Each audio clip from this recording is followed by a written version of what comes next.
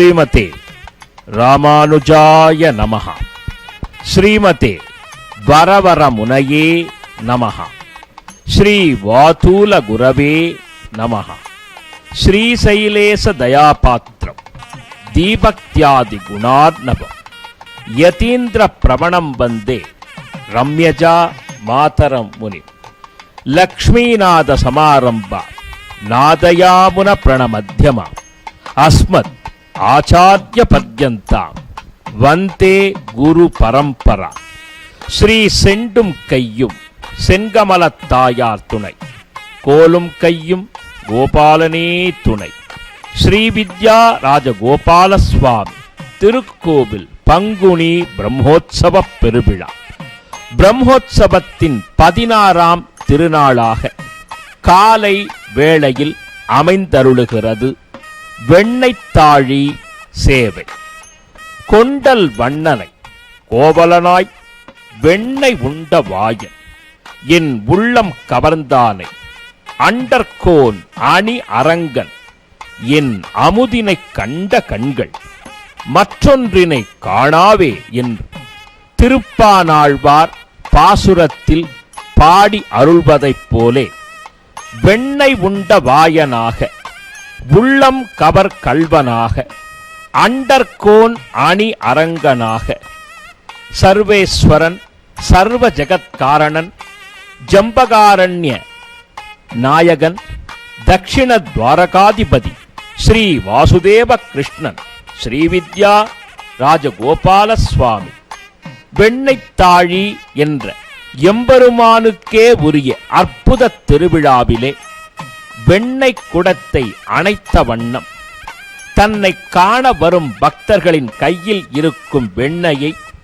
ஏற்கும் நிலையிலே அதி உன்னதமாக அன்று எப்படி கோபியர்களின் இல்லத்திற்கு சென்று அவர்கள் அறியா வண்ணம் வெண்ணை களவாடி உண்ட பிரான் இன்று அதே கோபியர்களே மன்னயம் பதியில் பக்த கோடிகளாய் பிறந்து பரவாசுதேவனை உணர்ந்து கிருஷ்ண பகவானை கண்டு தாங்களே தங்கள் இல்லத்திலிருந்து வெண்ணையை கொண்டு வந்து கிருஷ்ணார்ப்பணமாக சமர்ப்பிக்கக்கூடிய இந்த அதி அற்புத வைபவம் வெண்ணைத்தாழி வைபவமாக நவநீத சேவை என்ற அடிப்படையில் பேசப்படுகிறது. பகவான் கிருஷ்ணாவதாரம் எத்துணையோ அற்புதங்களை, லீலைகளை, மகோன்னதங்களை, மகத்துவங்களை, மகிமைகளை உள்ளடக்கியது. பகவான் பிறந்தது முதலே தன் அவதார லீலைகளை துவக்கினான். அந்த அவதார லீலைகளில் மிகவும் ஆழ்வார்கள் அனுபவித்தது, ஆச்சாரியர்கள் கொண்டாடியது, 33 தேவர்களும் கண்டு மீண்டும் மீண்டும் தரிசிக்க நினைத்தது ஸ்ரீ வெண்ணைத்தாழி சேவை எனப்படும் வெண்ணை குடத்தை கட்டி அணைத்த வண்ணம் பகவான் தவழ்ந்து வந்து வெண்ணை உண்ட வாயனாக காட்சி தரும் பேரழகை, மெய்யழகை தரிசிப்பதற்கே என்று கூறுமா போலே பக்தர்கள் ஒவ்வொருவரும் பல கல் தொலைவிலிருந்து இதோ நம் ஆலயத்திற்கு அணி அணியாய் அலையலையாய் இங்கே அணிவகுத்து நின்று கொண்டு பரவாசுதேவனை ஸ்ரீ கிருஷ்ண பகவானை கொண்டாடி துதித்து கைகளில் இருக்கக்கூடிய வெண்ணையை எப்படியேனும் பகவானின் மீது சமர்ப்பிக்க வேண்டும் என்று குறிக்கோள் கொண்டவர்களாக வெண்ணைதனை வீசக்கூடிய வைபவத்தை நாம் நமது ஜன்பகாரண்ய திருத்தலத்தை தவிர வேறு எங்கிலும் காண்பது அரிது என்றே சொல்ல வேண்டும். கோபிலாதி முனிகள் கேட்டுக்கொண்டதற்கிணங்கவே இப்படிப்பட்ட சேவையை பகவான் வழங்கினான் என்பதை நாம் உணர வேண்டும்.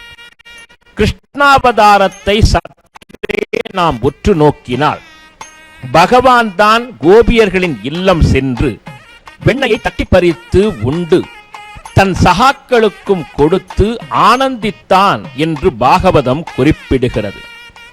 இதோ நமது க்ஷேத்திரமே கோகுலமாக திரு ஆய்ப்பாடியாக இன்றைய தினம் மாறிவிட்டதோ என்று நினைக்குமா போலே தன்னேராயிரம் பிள்ளைகளோடு தள்ளி தளர் நடையிட்டு என்று ஆழ்வார்கள் கொண்டாடும் விதத்திலே பகவான் அற்புதமான திருப்பல்லக்கிலே எழுந்தருளி அமர்ந்து கொள்ள அவன் தவழ்ந்து வருவதைப் போன்றே அற்புதமயமான காட்சி.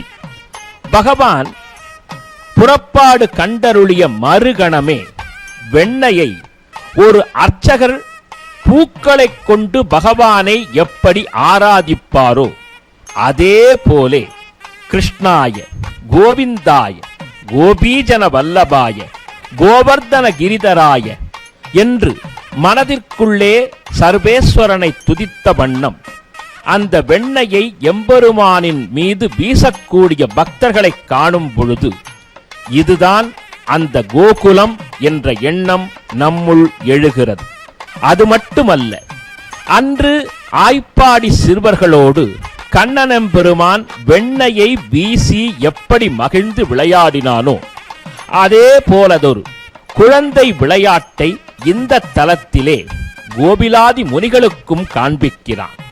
அந்த அடிப்படையில் சொன்னால் அந்த கோபியர்களே நாம், கோபாலனே இவன். எனவே அன்று அவன் வீசிய வெண்ணையை நாம் இன்று அவன் மீது சமர்ப்பணம் செய்து கோலாகலமாக கோவிந்தனை குறைவொன்றுமில்லாதவனை கொண்டாடும் வைபவமாக இந்த திவ்யோத்சவம் நடைபெறுகிறது. யசோதை இளம் சிங்கம் யாதவகுல சிங்கம் என்று ஆண்டாள் பாடுவதற்கேற்ப இங்கே திரண்டு நிற்கக்கூடிய பக்தர்கள் எப்படியேனும் இந்த திருக்காட்சியை காண வேண்டும், அவன் திருமேனியிலே வெண்ணெய் சேர்ப்பிக்க வேண்டும் என்ற எண்ணத்தின் அடிப்படையில் அதிகாலை முதலே நின்று கொண்டு கைகளிலே பக்தி என்ற வெண்ணையை ஏந்திக் கொண்டு கிருஷ்ண பகவானுக்கு சமர்ப்பித்து அதன் மூலம் அவன் தரக்கூடிய பேரானந்த பெருவெள்ளத்தை பெற வேண்டும் என்றே மக்கள் வெள்ளம் இங்கே சங்கமமாகிறது. இதோ அர்ச்சக சுவாமிகளின் திருமேனிகளில் வெண்ணெய் சமர்ப்பிக்கப்படக்கூடிய காட்சி ஒரு புறம் என்றால் அதை விசேஷமாக ஆனந்தமாக அவர்களும் ஏற்றுக்கொண்டு எம்பெருமானின் திருமேனியில் படக்கூடிய வெண்ணெய் பிரசாதத்தை அப்படியே ஸ்வீகரணம் செய்து எல்லோருக்கும் வழங்கும் காட்சியை காணும் பொழுது கோகுலத்தில் இப்படித்தான் கண்ணனெம்பெருமான் ஒவ்வொரு ஆட்சிமார்கள் இல்லத்திற்கும் சென்று அங்கே அற்புதமாக உரியில் வைத்திருக்கும் வெண்ணையை எப்படி தட்டி பறித்து விளையாடி இருப்பானோ அப்படி விளையாடிய சமயத்தில் அவன் மீது பாலும் தயிரும் வெண்ணையும் எப்படி பாதாதி கேசம் முதல் அவன் திருமேனி எங்கும் வழிந்தோடியதோ அதைப் போலவே இப்படியொரு ஆனந்த வைபவத்தை நம் ராஜமன்னார்குடியிலே கோபிலாதி முனிகளுக்கு காண்பிக்கிறான் வாசுதேவ கிருஷ்ணன். கோபால ரத்னம், புவனைக்க ரத்னம், கோபங்கனா யௌவன பாக்ய ரத்னம், ஸ்ரீ கிருஷ்ண ரத்னம், சுரசேவிய ரத்னம், பஜாமகே யாதவ வம்சரத்னம் என்று பக்தர்கள் கொண்டாடக்கூடிய இந்த வைபவத்தை 33 தேவர்களும் ஆதித்யாதி நவக்கிரகங்களும் பிரம்ம ருத்திரர்களும் துவாதச ஆதித்யர்களும் அஷ்டவசுக்களும் சனகர், சனந்தனர், சனாதனர், சனத்குமார மகரிஷிகளும் அத்ரி, பிருகு, குத்சர், வசிஷ்டர், கௌதமர், காசியபர், ஆங்கீரகஸ், அகஸ்தியர் உள்ளிட்ட மகரிஷிகளும் இந்த அற்புதமான வைபவத்தை காண்பதற்காகவே மக்களோடு மக்களாக வந்துவிட்டார்களோ என்று நினைக்கும் வகையிலே இதோ வீதி எங்கும் அந்த வாசுதேவனை வரவேற்கும் பக்தர் குழாம். எம்பெருமான் திருவடியில் நாம் காணக்கூடிய காட்சி, அந்த திருவடி வைபவம் என்னே, அவன் இப்படித்தான் தவழ்ந்து மெதுவாக நகர்ந்து குழந்தை வடிவினனாக பாலரூபம் சுபிஷ்டாங்கம் பாலபூஷண பூஷிதம் என்று யசோதை பெருமாட்டி எம்பெருமானுக்கு சிரசு முதல் திருவடி வரை எத்துணை திவ்யாபரணங்களை சேர்த்து அலங்கரித்திருப்பாளோ அத்துணை திவ்யாபரணங்களையும் ஏற்றுக்கொண்ட பரவாசுதேவன் தன் பக்தர்களை காண்பதற்காக, கோபியர்களை நோக்குவதற்காக, அவர்கள் தம் பக்தியை வெண்ணையாக ஏற்றுக்கொள்வதற்காகவே தனது ராஜதானியிலே நான்மாட வீதிகளிலே திருவுலாவை அமைக்கிறான் என்றால் அது மன்னயம் பதி செய்த மகத்துவம் என்றே கூறுவதற்கு நாம் பல காலம் பல பிறவிகள் தவம் செய்து அதன் மூலமாகவே மனிதனாக பிறந்து மன்னயம் பதியிலே வளர்ந்து மாதவனை மதுசூதனனை மன்னாதி மன்னனை ஸ்ரீவித்யா ராஜகோபாலனை இப்படியான 16வது நாளிலே 16 பேறுகளையும் அருளக்கூடிய வெண்ணைத்தாழி வைபவத்திலே காணும் பரம பாக்கியம் பெற்றுள்ளோம் என்றால் நாமும் ஒரு விதத்திலே யசோதைதான். கண்ணி நுண்ணு சிறு தாம்பினால் கட்டுண்ண பண்ணிய பெருமாயன் என் அப்பனில் நன்னி தென்குருகூர் நம்பி என்னக்கால் அன்னிக்கும் அமுதூரும் என் நாவுக்கே என்று அற்புதமாக மதுரகவி ஆழ்வார் தனது பனுவலிலே பேசுகிறார்.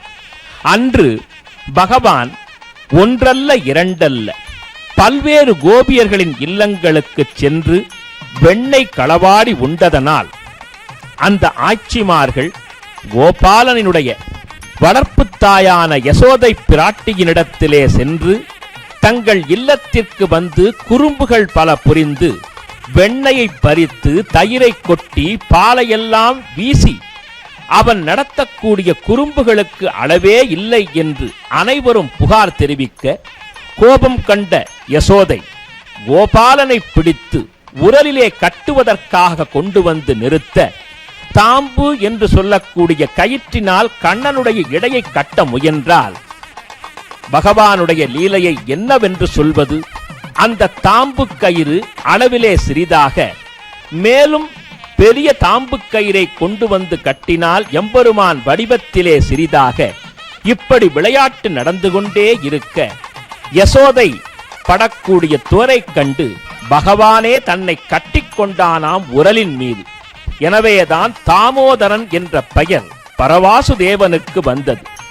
அது மட்டுமா, பகவான் மேலும் மேலும் தன் முயற்சியால் அந்த உரலினை இழுத்து வந்து குபேர புத்திரர்களாக வழங்கக்கூடிய நளகூபரன் மணிகிரீவன் என்ற 2 பேரும் நாரத முனியின் சாபத்தால் 2 மரங்களாக நிற்க அந்த மரத்திற்கிடையிலே கோபாலன் உரலை கொண்டு நிறுத்தி அதை இழுத்த மறுகணம் 2 மரங்களும் வேரோடு சாய குபேர புத்திரர்களின் சாபம் நிவர்த்தியாகி தேவர் உலகு அடைந்தார்களாம்.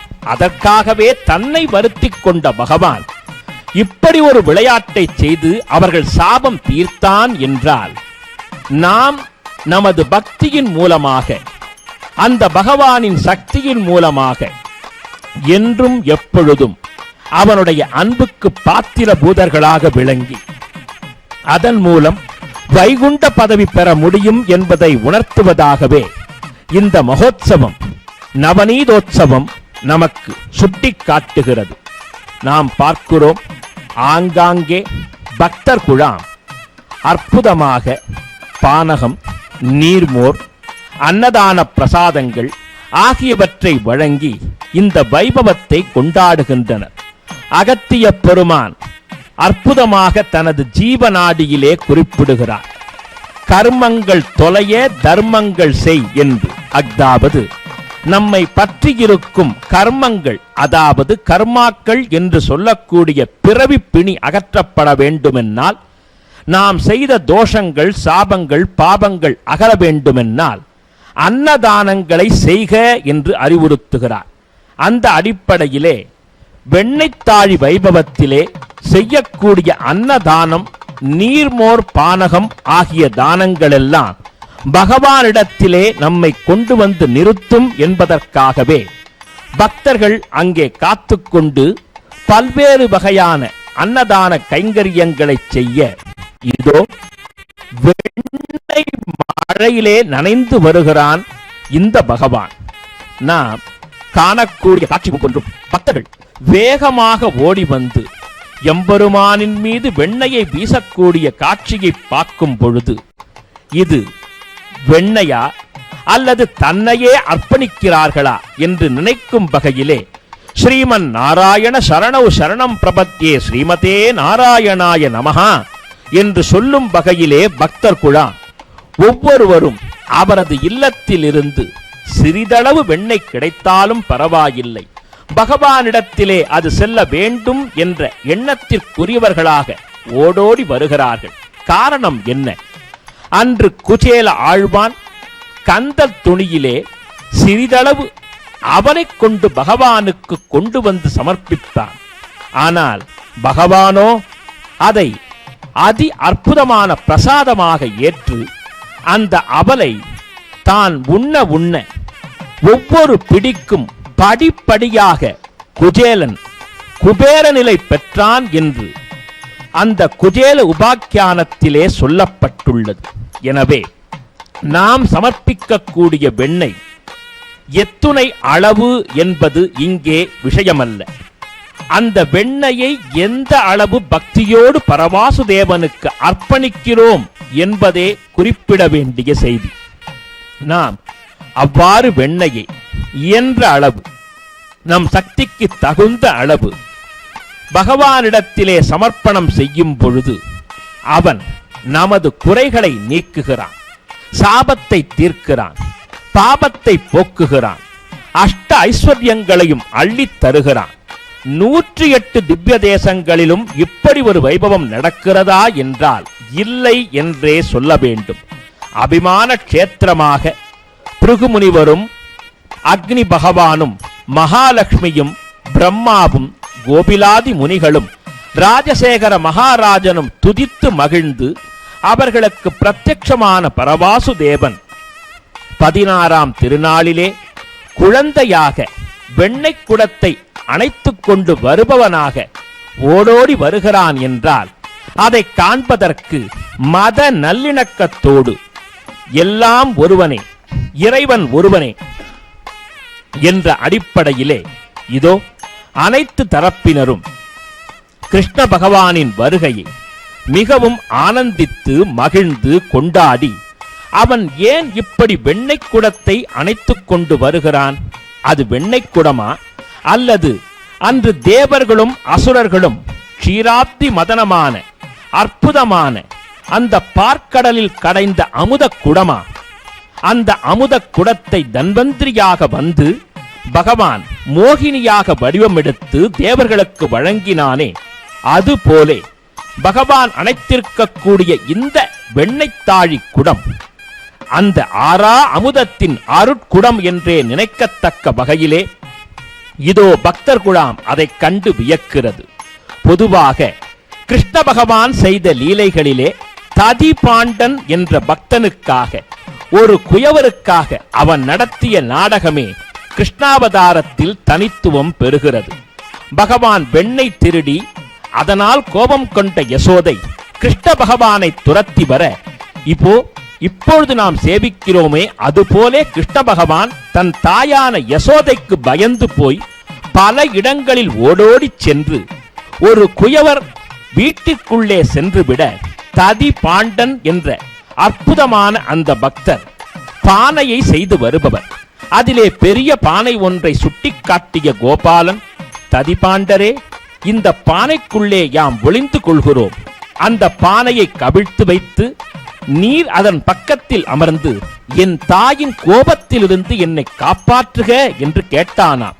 சர்வலோகத்தையும் காப்பாற்றக்கூடிய அந்த லோகநாதன் பகவான் கிருஷ்ணன் ததிபாண்டனிடத்திலே கேட்டவுடன் ததிபாண்டனும் ஒரு பெரிய பானையின் கொண்டு வந்து கிருஷ்ண பகவானை மூடி அதன் பக்கத்திலே தானும் அமர்ந்து கொள்ள யசோதை கிருஷ்ணன் வந்தானா என்று கேட்ட பொழுது இல்லை என்று சொன்னவுடன் யசோதை அங்கிருந்து நகர உடனே சிறிது நேரத்திற்கெல்லாம் ததிபாண்டனே, இந்த பானைக்குள்ளிருந்து என்னை விடுவித்து விடு என்று கிருஷ்ண பகவான் கேட்க ததிபாண்டன், ஹே வாசுதேவா, அப்படியானால் எமக்கு மோட்சம் தர வேண்டும். ஆம், இந்த மனித பிறவி என்ற பானையிலிருந்து மோட்சம் தர வேண்டும், இந்த பானைக்கும் மோட்சம் தர வேண்டும் என்றவுடன் சர்வலோக சரண்யனான பகவான் தந்தேன் என்றானாம். எனவே ததிபாண்ட பிரவேசனாய நமஹா என்ற ஒரு அர்ச்சனை வாசுதேவனுக்கு உண்டு. அந்த ததிபாண்டனுக்கே அற்புதமான மோட்சம் கொடுத்த பகவான் வெண்ணையை இப்படி பக்தியோடு கொண்டு வரும் பக்தர்களுக்கு சகலவிதமான அருளும் பொருளும் ஆனந்தமும் அற்புதமும் தருவான் என்பதில் இந்த நிகழ்வே சத்தியம் என்று கட்டியம் கூறும் வகையிலே கிருஷ்ணனெம்பெருமான், கண்ணனெம்பெருமான், யசோதை இளம் சிங்கம், யாதவ குல சிங்கம் திருமேனி முழுவதும் வெண்ணெய் மழையிலே நனைந்து கொண்டு வெண்ணெய் மழையில் நனைந்த வெண்ணெய் மலையாக வேங்கட மலையாக காட்சி தருகிறதோ என்று நினைக்கத்தக்க வகையிலே எம்பெருமானுடைய திருமேனி முழுவதும் வெண்ணெய் அங்கே உருகி உருகி வர அதனால் நெய்வாசல் என்ற ஊர் பெயர் காரணம் பெற்றது என்பதற்கேற்ப அந்த வெண்ணெய் எப்படி உருகுகிறதோ அதுபோலே நாமும் பக்தியிலே உருகினால் அந்த பகவானின் அருள் கிடைத்து அதன் மூலம் நமக்கு என்றும் எப்பொழுதும் அளவில்லாத அற்புதமயமான இகபர சுகம் யாவும் தருவான் என்று உணர்த்துவதற்காகவே இந்த அற்புத வைபவம். வெண்ணையளந்த குணுங்கும் விளையாடு புழுதியும் கொண்டு தின்னன இவ்விரா உன்னை தேய்த்து கிடக்க நானொட்டேன் எண்ணெய் புளிப்பழம் கொண்டு இங்கு எத்தனை போதும் இருந்தேன் நன்னலறிய பிரானே நாரணா நீராடவாராய் என்று வாசகத்திற்கேற்ப நாமும் கோபாலனை ஆழ்வார்கள் காட்டிய வழியிலே புகழ்ந்து பாடி அவன் அடிமலர் சரணம் புகுவோம். கமலா சரணாம்போஜ கௌஸ்துபாங்கித பக்ஷசே கல்யாண குண பூர்ணாய சம்பகேசாய மங்களம் ஸ்ரீமதே ரம்ய ஜாமாத்ரு முனீந்திராய மகாத்மனே ஸ்ரீரங்கவாசினி பூயாத் நித்யஸ்ரீ நித்ய மங்களம் என்று சொல்லி சரணாகத வத்சலாரன் கோபாலனின் திருவடிகளிலே நாம் சரணமடைவோம். சர்வம் ஸ்ரீ கிருஷ்ணார்ப்பணமஸ்து.